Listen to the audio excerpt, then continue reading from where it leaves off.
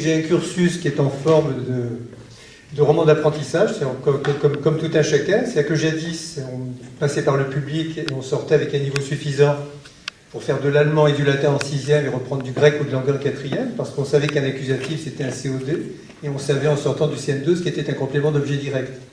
Dès lors qu'on n'a plus le vocabulaire aujourd'hui, on ne peut pas avancer, donc il y a effectivement des difficultés. C'était l'époque où même en venant d'un milieu ouvrier et partant, étant boursier et sortant en fait, du public, on pouvait faire des études, on pouvait avancer. Donc c'était un petit peu plus long naturellement que chez ceux qui avaient des parents qui avaient la chance d'être nés avant eux. Mais ça permettait quand même d'avoir un bagage solide. Et à cette époque, il y avait aussi la chose suivante, c'est qu'on rentrait dans une entreprise en tant que salarié, on acceptait de faire des concessions sur le salaire tant qu'on apprenait quelque chose. Et une fois qu'on avait fait le tour des connaissances que l'entreprise pouvait apporter, on trouvait un autre emploi. Et quand on avait dans un deuxième emploi accumulé des connaissances et qu'on considérait qu'on était en mesure de travailler tout seul, on s'installait à son compte. Ce qui fait que le travail, le contrat de travail, n'était qu'une manière en réalité d'apprendre un métier avant de se lancer soi-même en fait, dans la vie, sans nécessairement avoir de fonds au départ. Et c'est ce constat qui m'amenait en fait à réfléchir à cette espèce de crise d'hystérie à propos de la loi El Khomri.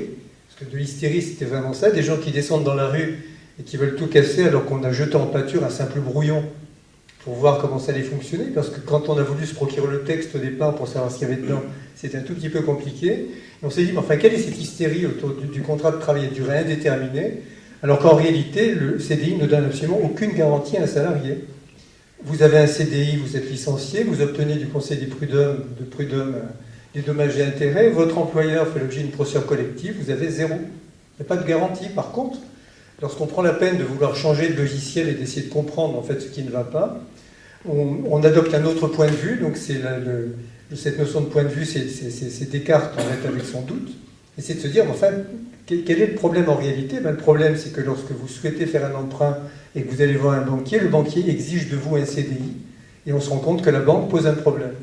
Et chaque fois que vous prenez les difficultés auxquelles la société française est confrontée et que vous appliquez la même méthode, vous voyez la banque revenir régulièrement, ce qui va amener à prendre une série de réformes. La première d'entre elles étant d'opérer une séparation physique, et donc un choix qu'auront les établissements bancaires et financiers, entre le fait de recevoir l'argent en dépôt des épargnants et le fait de faire des prêts, avec la possibilité de spéculer. Parce que cette spéculation, celui qui gère et qui spécule mal doit être responsable de ses deniers, même responsable pénalement. Et il n'est pas du tout normal qu'on ait des organismes aujourd'hui qui spéculent avec l'argent des épargnants.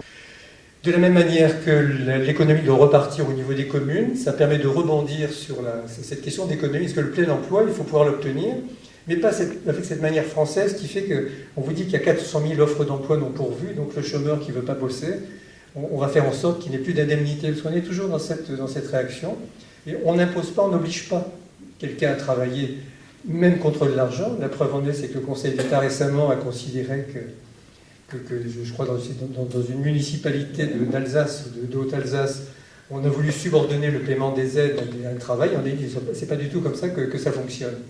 Alors à partir du moment où le contrat de travail est quelque chose qui doit permettre d'avancer, je pense qu'il est indispensable, en tout cas c'est ce que j'ai mis au cœur de mon projet économique, de venir en fait à la notion de société coopérative.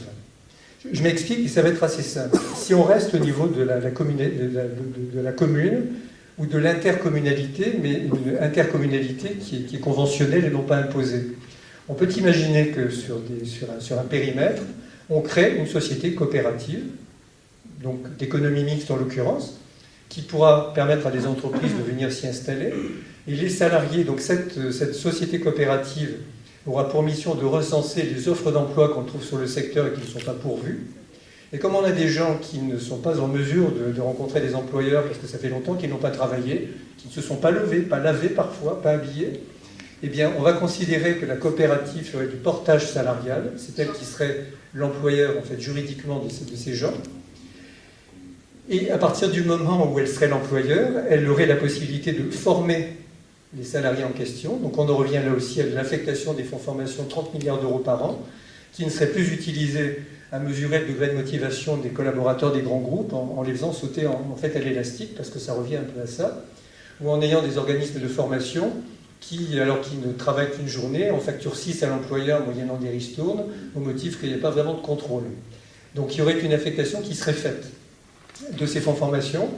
Il y aurait une formation qualifiante, et la personne qui n'est pas en mesure de travailler plus d'un certain nombre d'heures parce qu'on y va posément, eh bien, serait prise en charge par la structure qui viendrait l'aider.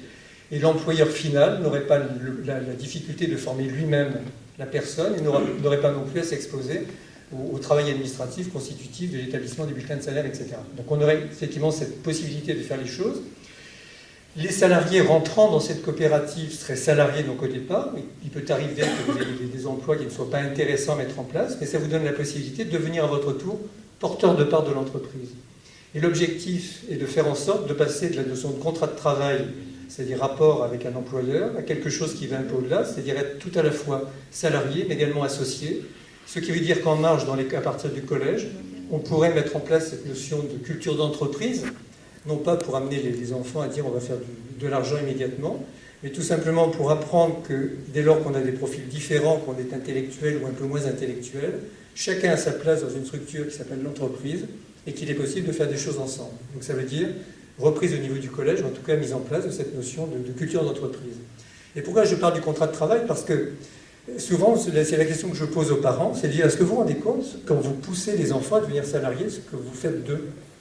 Quelle est la différence entre un contrat de travail? Qu'est-ce qui différencie un contrat de travail d'un contrat de collaboration? On va mettre ça entre guillemets de type classique. Vous avez l'un de vos amis qui vous donne un coup de main pour repeindre votre maison, il monte sur un échafaudage et il tombe. Ça, c'est un cas de figure auquel les juristes, enfin les avocats sont fréquemment confrontés. Et comme il s'est blessé, vous dites, attends, c'est pas à titre amical, j'étais ton salarié à ce moment-là. Donc il y a beaucoup de procès sur la question de savoir, y avait-il ou non contrat de travail? Eh bien, le critère retenu par la Cour de cassation est simple, c'est le lien de subordination et de dépendance. Donc ma question est la suivante, vous parents, pendant combien d'années encore allez-vous inciter vos enfants à vous mettre sous la dépendance et la subordination de quelqu'un? Et c'est quelque chose, moi, qui me heurte. Alors le patron, je lui dis différence sémantique, en Allemagne c'est un Arbeitsgeber, c'est un donneur de travail, c'est positif quand même. Chez nous, un patron, ça sert souvent au découpage. Hein, on a ça en couture, c'est quand même quelque chose de tout à fait étonnant. Donc à partir du moment où on considère qu'il y aurait des gens riches d'un côté qui profiteraient Pourquoi est-ce qu'on n'incite pas nos enfants tout simplement à devenir eux-mêmes indépendants? Alors c'est une question de psychologie naturellement, mais les parents n'osent pas le faire parce qu'on a l'État qui empêche le développement des entreprises individuelles. Dès que vous voulez commencer à mettre en place quelque chose et que vous avez la tête qui sort de l'eau, on vous coupe la tête. Et c'est un problème, donc ça veut dire au niveau de l'État, c'est comprendre que l'entreprise individuelle est une entreprise qui est vraiment essentielle et que c'est elle qui est pourvoyeuse d'emploi.